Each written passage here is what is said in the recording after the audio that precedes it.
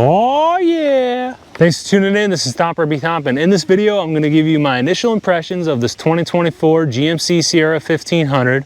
I traded in my 2023 Toyota Tundra on this truck, so I'll explain very briefly why I did that, and I will speak to, again, the initial impressions of this truck. So my reasons for trading in the Tundra on this vehicle were pretty simple. Mine was one of the Tundras that was affected by the recent engine recall, which at the time of this recording, there's no known remedy. They're still kind of working on that. Mine ran perfectly fine all the way up until I traded it in, and 99.5% of those Tundras on the road are still perfectly fine and probably will be for life. But it did put a little bit of doubt in my mind. So that, coupled with the fact that when I first purchased that Tundra, I was also very closely looking at these 3-liter diesels from GM, whether the Silverado or the Sierra, it didn't really matter to me too much. So that was a tough decision to make at the time. Ultimately, I went with the Tundra. Also, I got over $500 more than Kelley Blue Book trade-in value on that Tundra when I just recently traded it in. So that, plus my dad, shout out Pops, he retired from GM, so he gets a hefty GM discount on brand new vehicles, and family members can take advantage of that too. So for all those reasons, trading in the Tundra on the Sierra was a pretty simple decision. All right, it's gonna be really tough to see on the screen, but right at the tip top of that dead tree, there's an osprey nest, and it's currently hunting, bringing fish back to its young. I see at least one youngling on there. I don't know how many more. There goes the osprey, if you can see it. Pretty cool. So if you go and watch my previous videos on the Tundra and the recall and my thoughts on it, yeah, I was pretty disappointed in the whole recall thing. Like, kind of sucks. But I was not panicking and running away. I just had an opportunity, almost a financial wash here, to get into a different truck that I happen to really, really like, and I was super curious about. So what drew me into this truck? It's a 2024 Sierra 1500 with the elevation trim level. That was less important, but I do like this trim level. But I got the Duramax engine, the 3-liter inline 6, and I got the max trailering package on this truck. Those things were absolute musts if I was gonna do this swap. I'm really intrigued by the fuel economy and the towing capability of this vehicle. So I have yet to tow with it heavy, but I do have a toy hauler, 5,000 to 7,000 pounds, depending on what toys are inside. So I look forward to towing with that and seeing how that goes. But that's the package that I was very intrigued by. So this specific vehicle came with a bunch of other options. Obviously, it's the crew cab, but it came with the convenience package or something, the safety packages and options. It's got side steps on it. All those things add weight and they take away from your capabilities for towing and hauling. So with the max trailering package and this specific vehicle, I've got a max bumper pull of 12,900 pounds, max tongue weight of 1,290 pounds, and the max payload is 1,642 pounds. Again, I haven't pulled heavy with this thing yet. I'm still hunting down the appropriate weight distribution hitch for my trailer and truck setup, but everything I hear and read about is people are claiming that this truck pulls really, really well, so I'm excited to tow with it. Fuel economy, these are my initial impressions. I barely have any miles on the truck so far, but around town and commuting, if I take it easy, I'm easily getting 30 miles per gallon with 373 gears. So you gotta really take it easy though, like the speed limit. On the highway, I haven't done a long distance like 70-mile-per-hour cruise yet, but I'm blown away by the fuel economy. And where I live, the gas station's right next to my house. Diesel is actually the same or cheaper than 87 octane gas. I go 50 miles west and it could be 40 cents more, who knows. But really impressed with the fuel economy so far. So one of the biggest bummers about the max trailering package on some of these trim levels is you lose your 2-speed transfer case. You lose your low range. So no 4-wheel drive low. I'm a little bit bummed about that, but in the end, I'm not really going to be doing any dedicated hardcore off-roading. Yeah, I'll do some light off-roading here and there, but nothing that 4-wheel drive high can't handle. And I won't be dropping any heavy boats in the water on these ramps and things. So I think I'll be able to live without it. Now, on some trim levels, like Chevrolet's High Country trim, you can get the max trailering package and a 2-speed transfer case. I think that's I would assume that's possible on some of the GMCs. I honestly don't know, but certainly something to consider if you're looking at the max trailering package. Now you do retain 4-wheel drive high and 2-wheel drive high and the auto 4-wheel drive option as well. So I very briefly want to compare this specific GMC Sierra to the Tundra that I had. Now I purchased that Tundra back in December of 2022 for $59 and change. That was the MSRP and that's what I paid.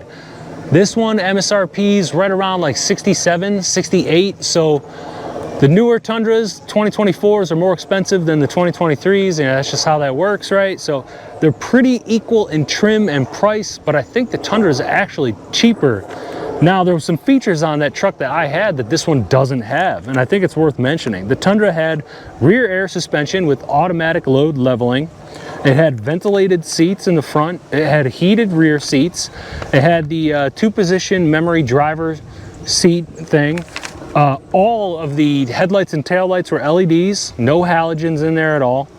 It also had power folding mirrors and a digital rear view mirror. Now, a lot of those features are available on the GMCs, but you're gonna pay even more to get them. So, you know, some people care about those features, some don't. I'm just pointing it out for the sake of pointing it out. Now, as far as opinions go, the Tundra definitely had a better steering wheel feel. It was thicker and it was perforated leather, so it just had more grip.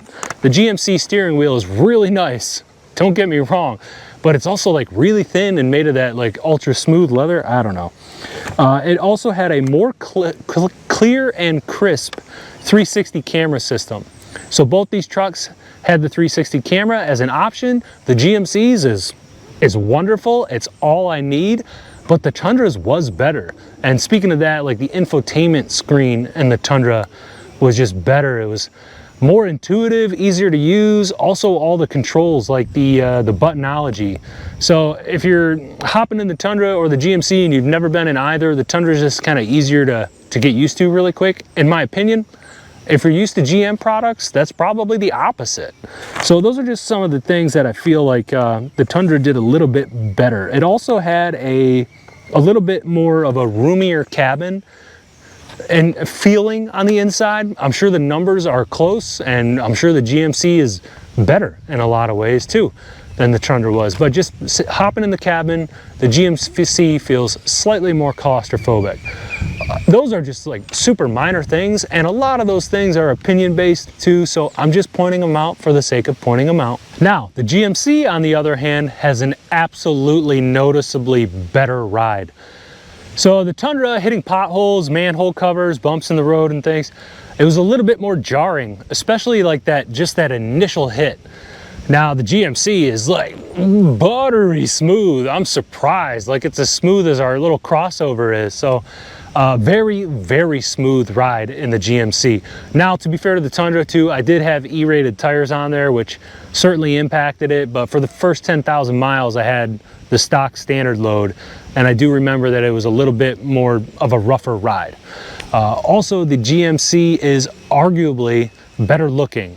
Inside, I mean, it's all opinion based, exterior and interior looks, but I think most people would agree the GMC looks better. I liked the look of the Tundras a lot, but this is my favorite looking half-ton truck, and I think most people agree. Interior on the GMC is also like much more elegant looking.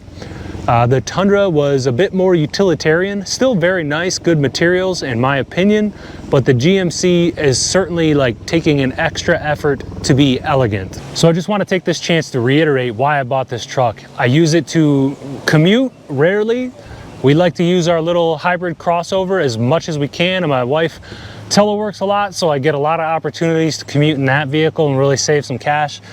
But I rarely commute in this. We predominantly use it for long haul trips, towing our toy hauler, or I'll throw my dirt bike in the bed and go all over the state of Virginia to dirt bike races. So that's really why we bought it, and I'm really excited about the highway fuel economy from this diesel. So one more thing I want to talk about on the interior is the seats. One of the first things I noticed when I hopped in the driver's seat of this truck was that the side bolsters along your torso were much more snug, but in a comfortable way. I really enjoyed the Tundra seats. I had no issues, no complaints. To me, they were perfectly comfortable. But a lot of that just depends on your body type. I'm 6 foot tall, 190. These seats are noticeably just more snug in a good way. So depending on your body type, you know, you may like the seats, you may hate them. So getting the multi-flex tailgate was not an absolute must for me, but this truck had it and I'm pretty excited to give it a try. Obviously there's tons of videos out there that show what these things do. It does all sorts of stuff like that, right? But what I'm most excited about is sometimes I put my full-size ATV in the back and I take it to the trailheads. Yamaha Grizzly 700, and with these short beds, which we needed to get because we live in suburbia, the parking lots are super tight. Everywhere you go, it's just easier to live with a short bed. When I do load it up here to have the tailgate down going on the highway, I'm hoping that I can still be able to flip this lid up and just have like a miniature tailgate just as an extra safety precaution to help retain the ATV. Obviously, I'm going to properly secure this thing. I'm not going to depend on this thing at all. It's just kind of a cool feature that I think is nifty, and I'm excited to try. And of course, these tailgates do a bunch of other different things. I did not get the speaker system, but you got this cool step and this cool handle.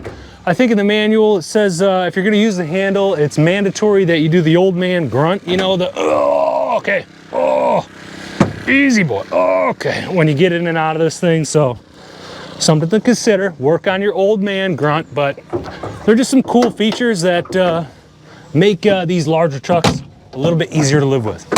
So this specific truck came with the upgraded all-terrain tires, and it didn't really tell you what they were, or I couldn't find it at least. So it's an extra $200 charge you'll see on the Monroney over the regular, like, all seasons that this thing comes with. If you have a specific all-terrain tire in mind, I highly recommend just saving your money, not getting these, and getting that tire.